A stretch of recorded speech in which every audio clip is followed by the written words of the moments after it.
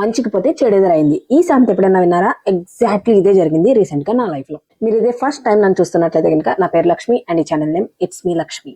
నేను scrunchie box ద్వారా hair accessories sell చేసేదాన్ని. Then I jumped into the thread bangles, అవి కూడా సెల్ చేశాను. దెన్ నాకు రా మెటీరియల్ బిజినెస్ స్టార్ట్ చేయాలి అనిపించింది. స్టార్ట్ చేసిన తర్వాత థ్రెడ్ బ్యాంగిల్ బిజినెస్ నేను ఆపేశాను. ఎందుకంటే నేను అవి చేయలేకపోతున్నాను అనేది ఒక సైడ్ రీజన్ మాత్రమే. ద మెయిన్ రీజన్ ఇస్ నేనే రా మెటీరియల్ సెల్ చేస్తూ నేనే ప్రోడక్ట్ కూడా అమ్ముకుంటా. ఇంకా సెల్ చేయడం వల్ల ఏంటి బెనిఫిట్? నా దగ్గర కొనే వాళ్ళు ఏ హోప్ తో కొంటారు? మీరే చేసుకుని మీరే అమ్ముకుంటున్నారు కదా అన్న ఫీలింగ్ ఉంటుంది కదా.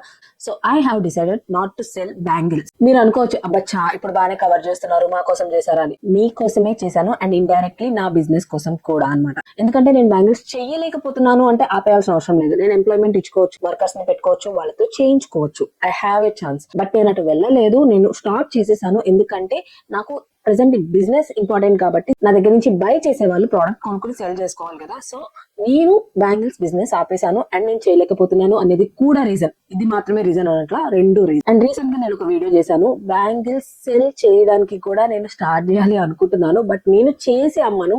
ఎవరైతే బిజినెస్ లేక ఇబ్బంది పడుతున్నారో వాళ్ళ దగ్గర నుంచి మీడియేటర్ లాగా కొన్ని సెల్ చేస్తాను అని. అయినా కూడా నాకు కొన్ని మెసేజెస్ వచ్చినాయి అండి. అంటే మీకు అమ్మితేనే మేము బిజినెస్ చేసుకోవాలా, మీకే అమ్మాలా, మీకు అమ్మితే మీరు మీరు కొంతమంది దగ్గర నుంచి కొన్ని వాళ్ళ దగ్గర నుంచి బిజినెస్ చేస్తున్నారు, మేము మీకు అమ్మము, మేము విడిగా బిజినెస్ చేసుకోవాలనుకుంటున్నాము, మా బిజినెస్ ఎందుకు ఎఫెక్ట్ చేస్తున్నారు అని.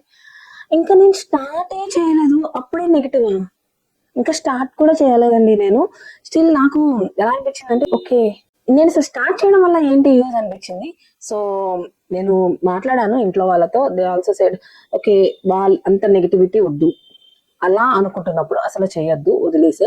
నువ్వు ఏదైతే చేస్తున్నావో అదే చెయ్యి, ఈవెన్ హెల్ప్ అయినా ఫేవర్ అయినా చేయొద్దు అన్నారు. నేనైతే ఏదైతే స్టార్ట్ చేస్తానో అని చెప్పానో 1 month బ్యాక్ లైవ్ లో, అది చేయట్లేదండి. ప్రెసెంట్ అయితే బ్యాంగిల్స్ ఎవరివి కూడా నేను తీసుకోను.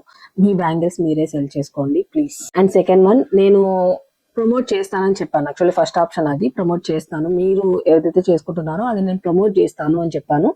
ఇదైతే చేస్తాను. ఐ హోప్ దీని వల్ల ఎవరికి ఎలాంటి ఇబ్బంది లేదు అనుకుంటే. ఎందుకంటే నేనేం పర్చేస్ చేయను కదా, మీరేం నా సైజ్ పంపించక్కర్లేదు, నేను వేసుకుని తిరగను అనమాట. మీరు పంపించిన ప్రోడక్ట్ ని నేను చూపిస్తాను.